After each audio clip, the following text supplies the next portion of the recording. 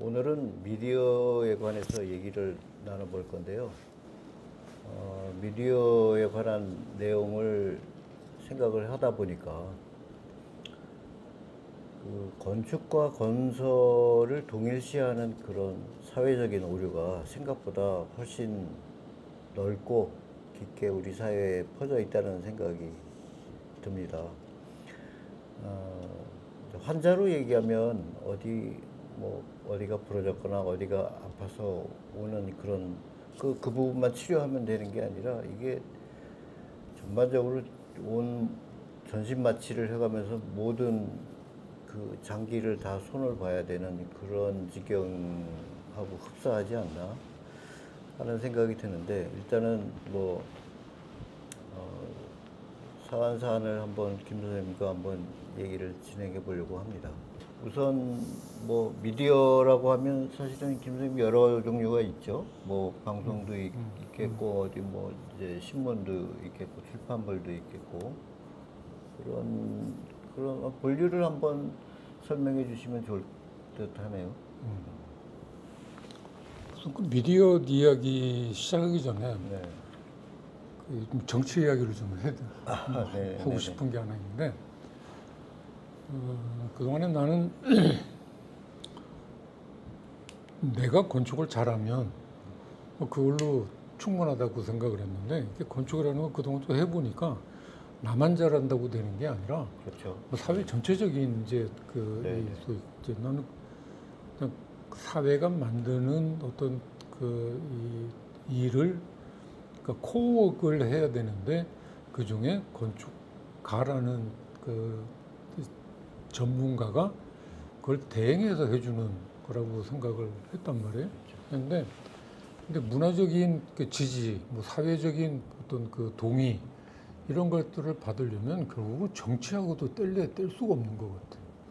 그래서 한때 이제 국가건축정책위원회, 건축기본법이 만들어지고 그걸 위해서 국가건축정책위원회도 만들어지고 거기도 잠깐 들어가서 그 미디어 쪽을 이제, 그러니까 내가 국가건축정책위원회에서 맡았던 일이 건축문화진흥분과 위원장을 하라 그래가지고 이제 그걸 했는데, 그때 처음 생각했었던 게 이제 미디어의 그 담당 PD들을 좀 소집해달라는 이야기도 한번 했었고, 그렇게 해서 몇 번 이제 그런 기회가 있긴 했었는데, 그런 거 할 때마다 이렇게 벽에 부딪히는 게, 이 사람들이 그러니까 그 미디어에 종사하고 있는 그 건축 관련 쪽을 다루는, 그러니까 소위 이제 문화부의 그런 이 기자들이나 PD들이 건축에 대한 그 기본적인 이해조차 안 돼 있구나라는 그런 생각이 들었었어요. 하여튼 어떤 사람이 문화 정책을 담당하게 될 건가도 앞으로 우리 건축에 굉장한 영향을 미칠 거라고 생각이 돼요. 하여튼 우리가 오늘 이야기하려고 하는 그 미디어라고 하는 게 왜 필요한가부터 생각을 해보면, 결국은 이 건축이라는 굉장히 전문적이고 문화적인 것, 산업적인 것도 있고 여러 가지 이제 어떤 총체적인 이제 그런 거를 일반에게, 그러니까 국민에게 알려주고 이해시키고, 그다음에 또 문제가 되는 어떤 이해관계가 충돌한다든지 하면 어떤 것이 바른 거다라고 설득도 하고, 또 어떤 사안에 대한 전문가들의 토론 같은 그런 의견을 낼 수 있는 그런 공간을 제공을 해서 올바른 방향을 설정할 수 있게 하는 그런 역할을 미디어가 해야지 되는데, 그걸 이제 못하고 있다는 거에서 오늘 우리가 이야기하려고 하는 거잖아요. 미디어 역할이 굉장히 사회적으로 민감하잖아요. 그래서 정치적으로도 어떻게 하면 어떤 정권이 정권을 잡으면 그거를 자기네 편으로 만들려고 그다음에 반대편 쪽에서는 그게 방송 장악이니 뭐니 하면서 굉장히 민감한 영향을 미치는 게 미디어라고 생각한다면 미디어 역할이 굉장히 중요하죠. 그래서 우리가 알릴 수 있는 건 한계가 있잖아. 그러니까 그렇죠. 그거를 이렇게 공론의 장으로 끌고 나가서 아, 이런 사람이 뭐 이번에 이런 이벤트로 이런 건축이 만들어졌다든가 이런 도시가 좀 만들어지려고 한다든가 하는 것들에 대한 구체적인 좀 의논들이 있으면 좋겠는데 그건 그냥 건성으로 넘어가 버리는 그런 거란 말이에요. 그래서 일단 하여튼 그 우리 이 건축이 이 일반과 접근하는 그러니까 관계를 가질 수 있게 하는 거에 이제 가장 큰 게 일반 미디어 대중파 또는 이제 이 신문들, 그러니까 활자 매체하고 영상 매체가 있을 것 같고, 그 다음에 또 하나 그동안에 아쉬웠었던 거는 이제 소위 이제 전문지라고 하는 이제 미디어들, 그러니까 건축 잡지. 그다음에 요즘엔 또 이제 그 뉴미디어라고 해서 이제 유튜브에 채널들을 갖고 있는 이제 건축 그 채널들이 많단 말이에요. 근데 그런 데서 나오는 이야기들이 과연 제 방향을 잡고 가고 있는지 하는 그런 이야기도 좀 생각을 할 수 있을 것 같고, 그 다음에 이거는 그것도 나는 미디어라고 생각을 하는데 그 단행본을 만드는 출판계가 건축 관련되는 도서를 얼마만큼 생산해서 공급을 하고 있는지 그것도 좀 한번 생각을 해볼 필요가 있을 것 같아요. 그래서 일반 미디어, 전문 미디어, 그다음에 전문 그 출판 쪽 뭐 세 가지 정도 부류로 이야기를 할 수 있지 않을까 하는 생각입니다. 오늘 사실 미디어를 주제로 삼게 만든 여러 가지 뭐 원인이 있지만 가장 실망스러운 점은 그 요즘 들어서 수년의 그 소위 TV 방송에서 건축을 다루는 프로그램이 많아졌어요. 그래서 굉장히 많아졌죠. 제목만 보고서는 우리 사회에서 이제 건축을 일반 대중들이 관심을 갖기 왜냐하면 그런 매체에서 건축을 다룬다는 거는 그만큼 대중에서의 인식이 높아졌다는 반증이 되는 거기도 하니까 굉장히 반가웠죠. 반가웠는데 그 한 방송을 이렇게 보다 보니 이거는 건축 얘기가 아닌 거예요. 뭐 건설 얘기고 뭐 심지어는 부동산 얘기에다가 뭐 어떤 집을 사는 게 좋겠느냐 뭐 이런 얘기하고 단열재를 어떻게 시공했느냐 그러고 정작 건축가는 등장하지도 않고 집주인들만 건축가를 어떻게 고르는 거에 대한 그거는 소개는 있어. 그래서 굉장히 저는 미스터리한 게 아니 건축가를 방송에 등장시키면 뭐 위법이거나 뭐 무슨 내규에 벗어나나 그게 참 이해하기 힘들었거든요. 근데 그 내 친구 중에 그 D일보의 기자를 오래 하다가 지금 이제 은퇴한 친구가 있는데 그 친구하고 이야기하면서 내가 이제 그런 이 불만 같은 것들을 이야기를 하면 그 친구는 이제 사회부와 정치부 쪽을 했던 기자인데 무슨 이야기를 하냐면 네가 기자를 잘못 이해하고 있다. 우리는 굉장히 기자들은 지적이고 어떤 이 정보나 그런 면에서 이제 굉장히 어떤 수집력이나 그런 게 이제 좀 많은 사람들 알고 있는데 기자들이 이제 소위 이렇게 기자로 이제 시작을 할 때 교육받는 게 있대요. 기자의 그 소명은 조지는 것.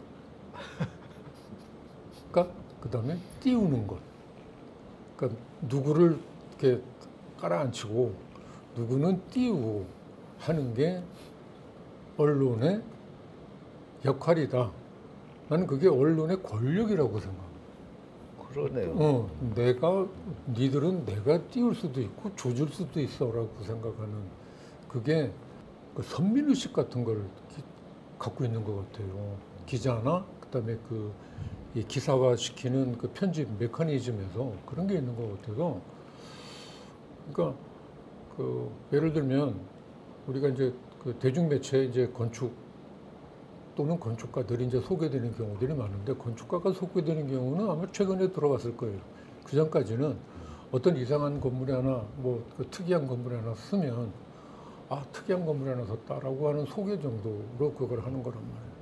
그래서 그때 그 건축 담당 이제 기자한테 왜 건물을 소개를 하는데 그 건물을 만든 건축가는 소개를 하지 않냐라고 이야기를 하면 자기네들도 그 기자의 입장에서는 어떤 건축가가 어떤 생각으로 저런 거를 만들었다라고 설명을 하고 싶은데 그 건축가를 이렇게 그 소위 이렇게 거론하려고 하면 편집 데스크 쪽에서 이 사람을 왜 우리가 띄워야 되냐는 식으로 특정 업체를 특정 업체를 이렇게 밀어준다. 뭐 개우 그 누군가를 이렇게 뭐 뒤에서 밀어주는 것 같은 후원 역할을 하는 것 같은 건데 나는 왜 그게 안 되냐고. 좋은 건축이 나왔으면 아 이 친구 좋은 건축가구나. 그럼 이 친구 널리 알려서 좀 더 좋은 건축이 많이 생기도록 해주는 게 그게 사실은 좋은 거잖아. 그러니까 언론에 나는 순기능이라고 생각을 하는데 이 언론 쪽에서는 그 사람을 왜 우리가 띄워줘야 돼? 우리가 뭐 저녁을 얻어먹기로 했어? 뭐 그런 것 때문은 아니겠지만 하여튼 그 띄워야 될 명분을 못 갖는 거예요. 그러니까 그런 이 소위 이렇게 에디토리얼이 그런 쪽에는 관심을 갖고 있지 않는 거예요. 그게 얼마나 말이 안 되는 얘기냐면 전 어디 구체적인 기자들을 만나면 꼭 기자들이나 방송 PD를 만나면 따져 묻고 싶은 게 바로 그 장면인데 그렇다면 예를 들면 저 지난번에 사례 피카소를 또 예를 들자면 피카소가 그린 그림을 피카소가 그렸다는 얘기를 숨겨야죠. 왜 특정 화가를 왜 밀어줘요?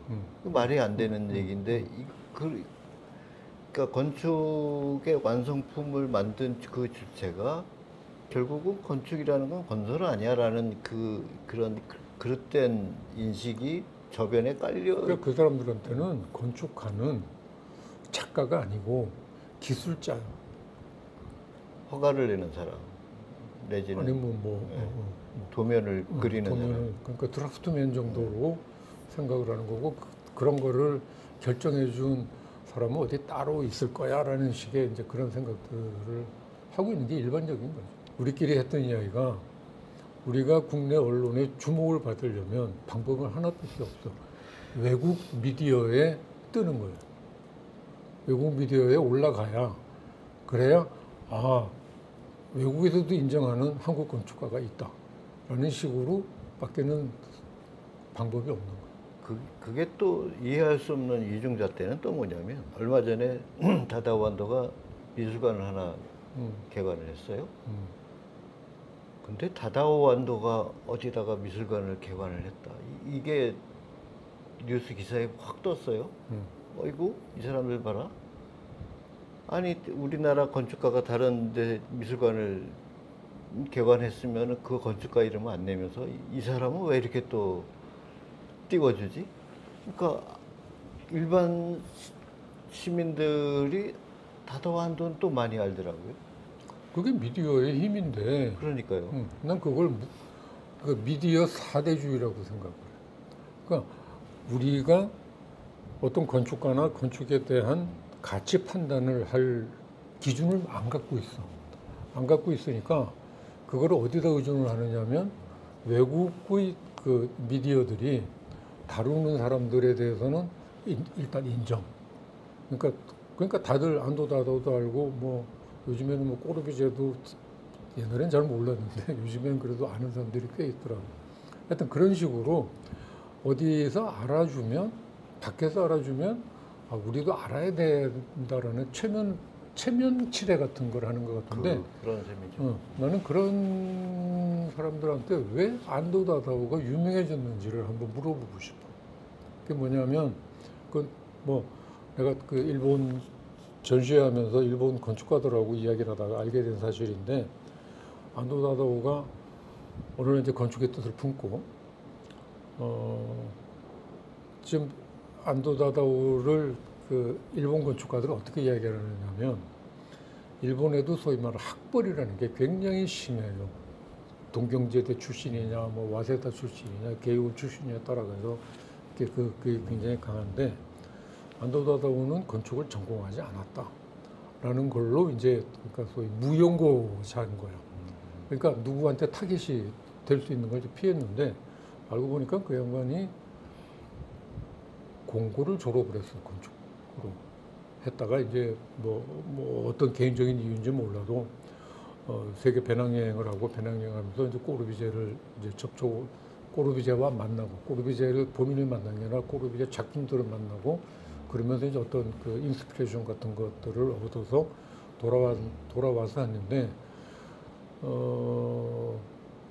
건축을 하고 싶어는 했지만 처음엔 일이 없어서 뭐그 계집도 만들고 뭐 소소한 것들을 이제 하고 그러고 있었는데 그 누군가 뭐 일설에는 안도의 이제 쌍둥이 형이 그 오사카 TV의 이제 프로듀서랑 이제 아는 사이여서 내 동생이지 이런 일을 하고 있는데 좀 관심 갖고 한번 봐달라 해가지고 그때 그 일본에 나가야라고 그래갖고 이렇게 끼따란 앞으로 폭은 좁고 깊이가 깊은 집들이 이제 일본 이제 도시계획상에서 만들어지는 건데 그거 하나를 이제 그 설계를 하게 된 거예요. 그 스미요시 주택이라고 해서 이제 안도가 소위 데뷔를 하는 그런 작품인데, 그러니까 일반에게 알려져 있지 않은 무명의 건축가를 그 건축가가 설계하는 시작서부터 공사와 완공될 때까지의 전 과정을 다큐멘터리로 만들어. 그거를 오사카 TV에서 띄워요. 그래갖고 오사카를 대표하는 건축가가 돼. 그러니까 또 그 옆에 그 교토가 안도다다고 그러는 건축가가 오사카에서 나왔다고? 그럼 우리도 하나 만들자라고 해가지고 만든 게 다카마츠 신이에요. 그래서 일본의 건축가들은 보면 다 이렇게 그 미디어들하고 연결이 되어져 있어요. 그래서 의도적으로 그런 사람들의 작품이 나타나면 소개해주고 평가해주고 일반에게 알려준단 말이에요. 그런 사람들이 다들 또 카메라 들고 거기 가서 인증선 찍고 하면서 이게 이래서 좋은 건축이구나.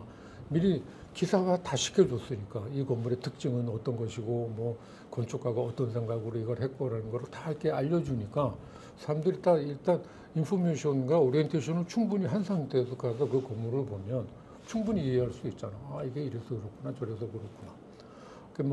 그 안도의 여러 이제 건물들도 이제 그런 식으로 이제 그 건축을 좋아하는 사람들은 순리지처럼 되고 뭐 교토의 다카마츠 신 같은 경우에도 이제 기린 맥주라는 그 스폰서가 하나 붙으면서 또 굉장히 많은 이제 다양한 또 재미있는 뭐 기계 미학 같은 이제 그런 것들이 나오고 해서 결국은 안도만큼 성공은 못했지만 각 지역별로 그런 이제 건축가들을 이렇게 키워내는 그런 시스템, 사회적인 시스템이 만들어져 있는데 우리는 우리 신문이 우리 방송이 왜 그 건축가를 띄워야 되지? 하는 거에 대한 그게 없는 거예요.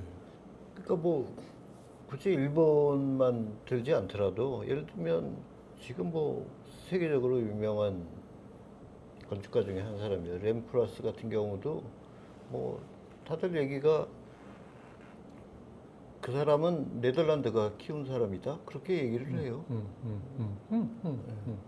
뭐 그 사람 물론 결국 일이 없어서 그림부터 먼저 그렸잖아. 그 원래는 뉴욕 시나리오 작가였죠. 근데 물론 이제 뭐 시체말로 택도 없는 사람을 미디어가 띄워갖고 이러는 건 사실 또 그것도 말이 안 되는 거긴 하지만 물론 그러니까 그런 걸 선정할 수 네. 있는 그걸 가져야지. 적어도 이게 뭐 능력 있는 건축가를 일부러 찍어 누르지는 말아야 될 거 아니에요. 무시하지 마. 난 찍어 누를 정도의 수준도 아니라고 봐. 그렇죠. 무시해 버리는 거예요. 그렇죠. 이게 무시가 아니라 저는 아까 서두에서도 말씀드렸지만 그게 건축과 건설 그래 뭐 건축이라는 건 그냥 건설의 한 부품 뭐 그 한 과정 그 정도로만 생각하고 이 결과의 결실은 건설회사한테 다 던져주는 거예요. 그래서 그 DDP 같은 경우도 사실 아까 안도의 경우가 오히려 뭐 반대일 수도 있는데 자하디드가 사실은 그 정도를 우리나라가 아닌 다른 데다가 프로젝트를 했다면 자하디드가 그 나라에서 굉장히 유명해진단 말이에요. 아, 저런 일을 하는 사람이구나. 근데 우리는 삼성건설이 이거 한 거야. 그게 되는 거죠. 그게 참 이해할 수 없는 아주 그 문화부 장관이 누가 될 건지가 굉장히 이제 궁금하고 기대가 된다고 했었던 게 내가 왜 그런 생각을 했느냐면 그 파리의 미테랑 프로젝트라는 거 알죠? 네네. 10대 프로젝트 네, 해가지고 그 파리 프랑스의 이제 공공건축들을 10개를 가지고 이제 그 국제 컴피티션을 해요. 국제 컴피티션을 했는데 다 처음부터 또 외국 건축가들이 다 선정이 돼. 외국관 선정이 되니까 프랑스 문화계에서 왜 우리나라의 건물을 외국 건축가들한테 맡기냐라고 이제 그걸 해요.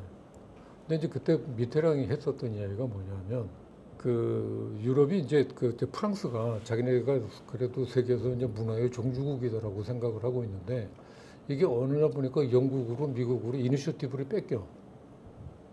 그리고 프랑스의 건축가가 꼬르비제의 이후에 나타나질 않는 거예요.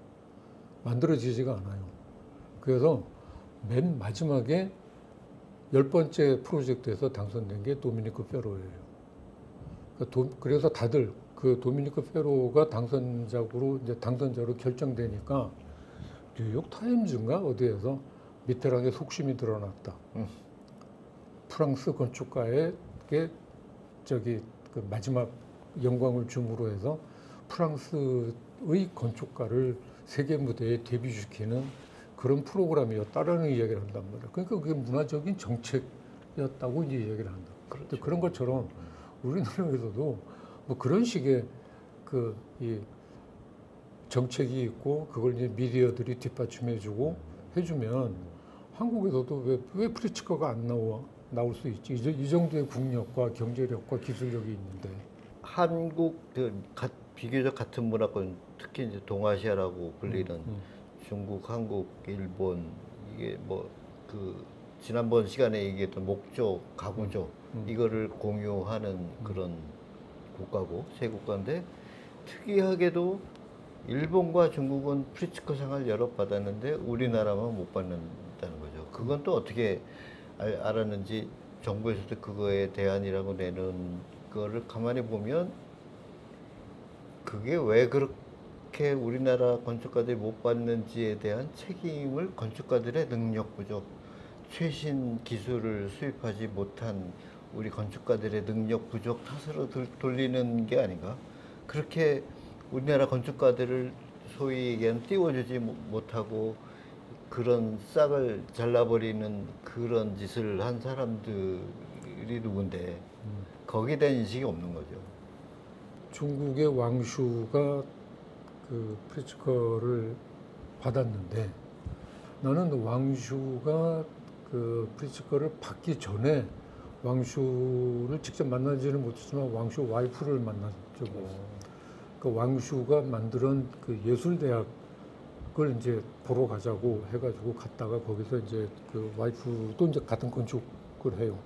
그 예술대학의 이제 건축가 교수로 부부가 근무를 하고 있는데 그때 내가 놀랐던 거는 왜 해외 유학도 하지 않은 그 우르무치 출신의 소위 말하는 우리식으로 하면 시골 출신의 비유학파인 그 40대 초중반의 건축가한테 한 대학이 예술대학이 학교 캠퍼스 전체를 맡겨요. 근데 그거는 뭐 그 학교의 뭐 재단이나 뭐 총장이 무슨 그 해안이 있어서 한 것일 수도 있겠지만 나는 그 이 사회적인 바탕이 그런 건축가의 어떤 가능성을 보고 그 가능성에 대한 투자를 할 수 있는 기회를 줄 수 있는 그런 자신감이 있었다고 생각을 해요. 근데 우리한테 과연 그런 게 있나를 생각을 해보면 근데 그 왕슈가 했었던 그 예술대학에 가면 특징은 다른 거 하나도 없어. 그냥 우리가 생각할 수 있는 일반 건물인데 그 건물의 지붕이나 그다음에 고층 건물에도 이렇게 앞에 그 이 캐노피 같은 것들을 이렇게 각 층층마다 달았는데 그거를 상해에 재건축을 하면서 나온 폐기와들 600만 장인가를 다 수거해다가 건물 전체에다 씌웠어요. 근데 그거 하나만으로도 장관이었었던 거거든요. 그러니까 그 왕수라는 사람이 무슨 해외에서 선진 기술을 배우고 선진의 어떤 조형 감각을 익혀가지고 와서 그걸 완성을 한 게 아니라 그냥 그 중국적인 감성과 중국적인 재료와 기술을 갖고 만든 거예요.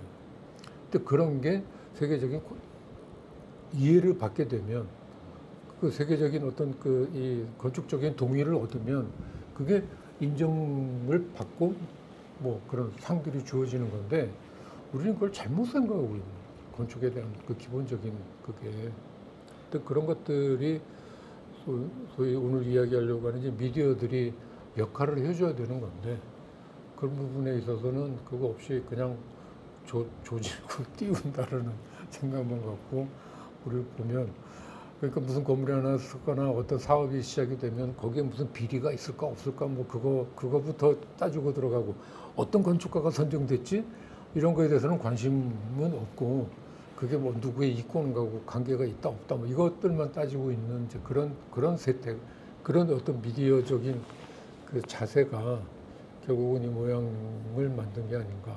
나는 그 행복청 중간 그 저층에 이제 라운드가 완성이 되고 마지막으로 이제 그 행안부가 이제 거기를 와야 되는데 행안부가 이제 그 청사를 그 이 공모 그러니까 설계 경기를 이제 제시를 할 때 행안부 쪽에서 어떤 이야기를 했었냐면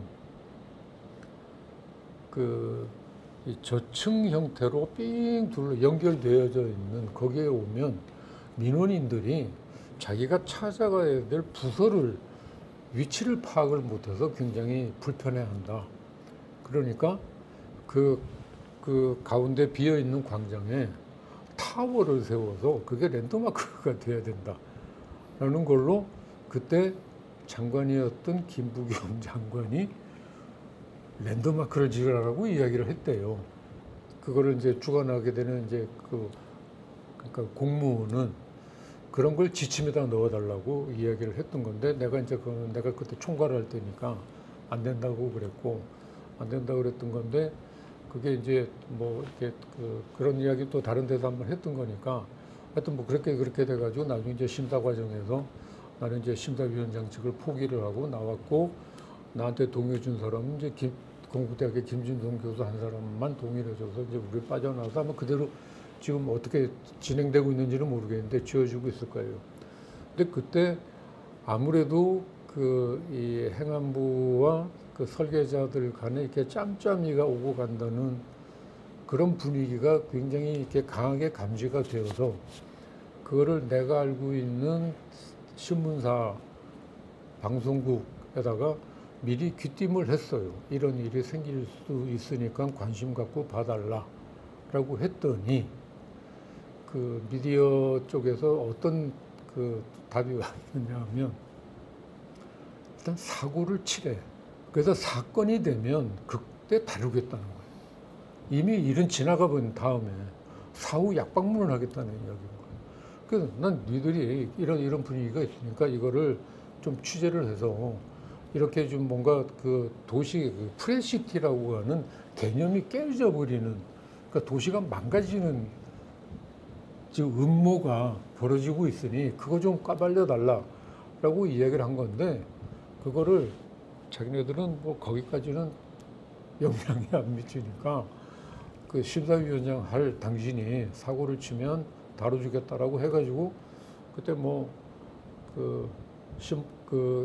내가 그 심사를 포기하고 그 사퇴하고 심사위원장을 사퇴하고 나오고 나서 뭐 기사화도 되고 뭐 TV 인터뷰도 하고 그랬는데 그냥 사건으로만 다뤄요. 그 사람들은 왜 그랬는지 어떤 그 문제가 있는 건지에 대해서는 아무 기자들도 관심을 갖지 않아요.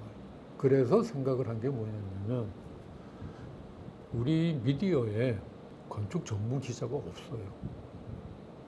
지금 그러니까 세 사람이 있었는데 한겨레 신문의 구본중 기자는 얼마 전에 돌아갔죠. 뭐 이렇게 요절하다시피 그 베니스 비엔날레 갔다가 베네치아에서 호텔에서 그렇게 이제 아까운 일을 당했고, 그다음에 동아일보에 연대 나온 그 손 기자가 있었는데 이 양반은 그냥 일반 기자로 돌아버렸어. 그러니까 이 데스크에서 그 건축 전문 기자로 만들어주질 않은 거야. 그럼 기자 됐으니까 이제 뭐 정치도 하고 사회도 하고 이렇게 해. 그리고 중앙일보에 그 한은화 기자가 유일하게 이제 이대 건축가 출신의 이제 기자가 있는데, 이 기자는 지금 어디 그 신문사에도 조직이 있으니까 어느 부서에 속해 있느냐 하면 부동산 부에 속해. 그러니까 문화부나 뭐 이런 쪽에는 아예 발을 디디지 못하고 있는 그런 걸로 되어 있단 말이에요. 근데 김 선생님, 저는 지난번에도 한번 언급을 하셨는데, 뭐 예를 들면 건축 행정을 하는 데 있어서 건축 담당 공무원이 거의 없고 대부분 그 업무를 토목직 공무원들이 하더라, 그런 전문성을 지적을 해주셨는데, 사실 저는 그것도 믿기 힘들어요. 왜냐하면 제가 겪은 어떤 사례는 지자체에 어떤 일을 하는데 그 담당 공무원이 전화가 왔어요. 그래서 이 프로젝트를 좀 부탁한다. 그래서 알았다. 그러는 와중에 물어보지도 않았는데 자기가 토목직이 아니라 건축직입니다. 그래서 아마 일을 진행하시는데 훨씬 수월할 겁니다. 나중에 PT를 하는데 제 그 프로젝트에 어떤 뭐 벽 같은 게 있었는데 그 벽은 빼고 해주십시오. 대뜸 그러는 거예요. 그래서 왜 그러냐 그랬더니 벽이라는 건 답답하지 않습니까? 물론 이제 답답하다는 게 뭐 개인별로 뭐 그런 게 있을 수는 있지만 건축가를 일단 신뢰한다는 것 자체가 없고, 그냥 일반 그게 누구 생각이냐 그랬더니 자기가 그렇게 생각을 한다는 거예요. 그래서 저 친구가 건축과를 나와서 건축 전공이라고 하는데 도대체 어느 학교에서 어떤 교육을 받았길래 저런 생각을 갖고 저런 인식을 갖고 있지? 이게 그 건축과 건설을 혼동하는 그 아주 저변에 깔린 이 오류가 결국은 이제 나중에 교육 얘기도 또 해야 되겠지만 이게 너무나 만연하고 너무 뿌리가 깊어요.